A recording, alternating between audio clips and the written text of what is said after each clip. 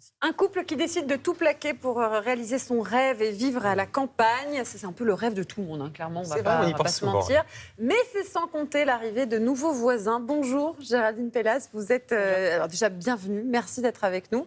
Vous êtes venue nous parler de cette fiction Les Malvenus, c'est ce soir sur France 2 à 21h10. Vous jouez Carole, prof de yoga, qui accepte de suivre son mari, donc Jonathan Zakaï, pour redémarrer une autre vie.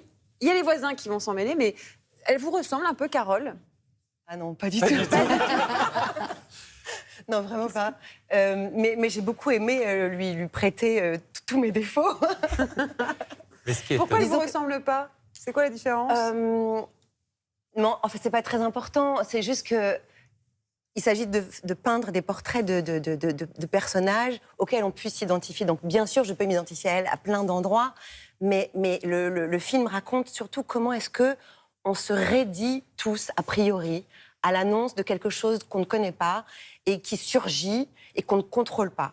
Donc évidemment, quand ces personnages qui débarquent prennent les traits de Sophie Guillemin et de Yannick Chouara, qui sont vraiment deux acteurs merveilleux et deux personnes absolument exquises dans la vie, mais vraiment totalement monstrueux dans le film, évidemment, les raideurs qu'on peut avoir sont d'autant plus grandes. Voilà, et donc c'est ça que j'incarne. Moi, la raideur, c'est pas le truc que je préfère dans mon caractère. Je préfère la souplesse, mais voilà, là, j'ai appuyé le truc le plus possible pour être la plus offensée par l'arrivée de ces gens. Et c'est vrai que vous tordez très très fortement quand ils arrivent. Je me tends fortement. Parce que là, jusque-là, vous étiez bien, vous étiez heureuse, amoureuse, votre nouvelle vie à la campagne, tout se passait bien. Et au moment où ils arrivent, ouais. Alors là, il y a tout qui ressort. C'est Qu'est-ce qu'ils ont de immédiat. si particulier, de si horrible, ces voisins? Alors, on comprend avant le générique, déjà, il y a une petite scénette entre elle et sa famille où on sent que les choses lui courent très vite sur le haricot. Elle peut s'énerver assez vite. Voilà, elle peut s'énerver assez rapidement. Un jet de couteau, ça part en live tout de suite. Mais ensuite, dès que l'histoire démarre, effectivement, il y a quelque chose d'assez heureux, un peu presque comédie musicale. Ils vont s'installer à la campagne, c'est très très chouette. La différence entre elle et eux, c'est ça. C'est le nœud du problème. Mais ce qui est quand même intéressant, c'est que la différence entre eux et elle est aussi... Voilà. C'est pas que dans un sens. Voilà, ce gap, finalement, la méfiance, et c'est une chose qui empoisonne la possibilité de la relation, mais elle est dans les deux sens. Alors c'est vrai que comme elle est bourgeoise, peut-être que voilà, c'est peut-être plus ridicule que chez les autres, mais bon, voilà. Les Malvenus ce soir sur France 2, on regarde la bande-annonce, on en parle juste après. Qu'est-ce que vous êtes bien ici? Ouais. Et lui qui a l'air tellement bien dans ses pompes. Oui, il est heureux ici. On est heureux. Bonjour, je peux vous renseigner? Bonjour, Fred Chicard. Je crois qu'on va être voisins. Pitié, si on a des voisins, au moins qu'ils soient normaux. Ils sont peut-être très sympathiques. Sympathiques. Alors, ça a l'air le cul, la greluche? Ça te pue? Mais t'es quoi, en fait? Une petite allumeuse, c'est ça?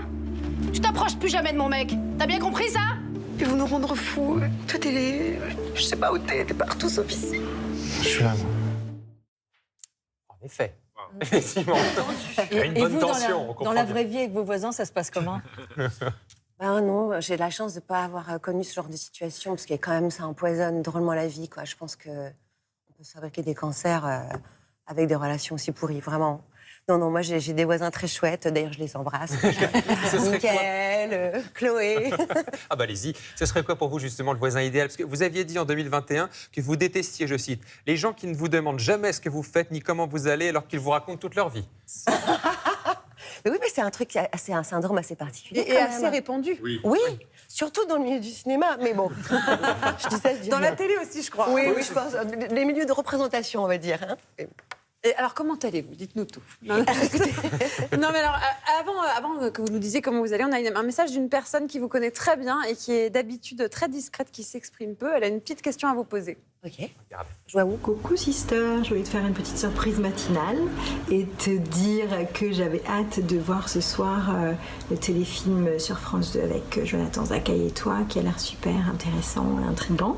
Voilà, te dire que j'aurais bien aimé aussi avoir des nouvelles et que tu me dises un petit peu comment étaient vos vacances au Japon par exemple. Je t'embrasse, bisous. Alors, Votre sœur Julie, alors les vacances au Japon? J'ai failli pleurer d'abord et puis là maintenant j'ai envie de la claquer. Alors, vos vacances au Japon, c'était Non, bien on ne savait pas. Écoutez, je vais l'appeler, je vais lui raconter. Visiblement, ça passe pas. En tout cas, il y a un sacré air de famille. Hein. Ah oui, c'est Oui, vrai. oui, c'est vrai. Et Ouais, on, pas la on renier. nous dit souvent qu'on a la même voix, ce qui n'est pas faux.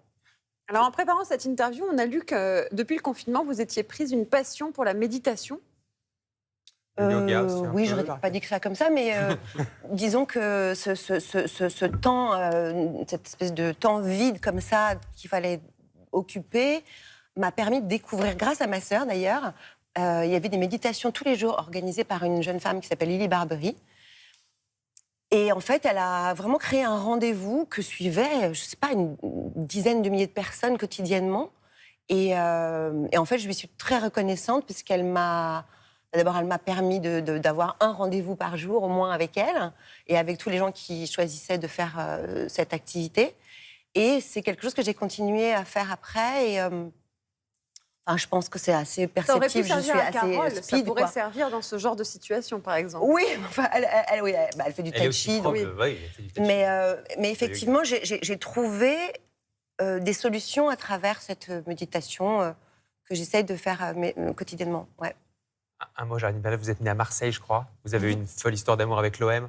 Oui, Voir le PSG gagner, ça vous va? C'est pas trop compliqué hier? je le prends avec calme.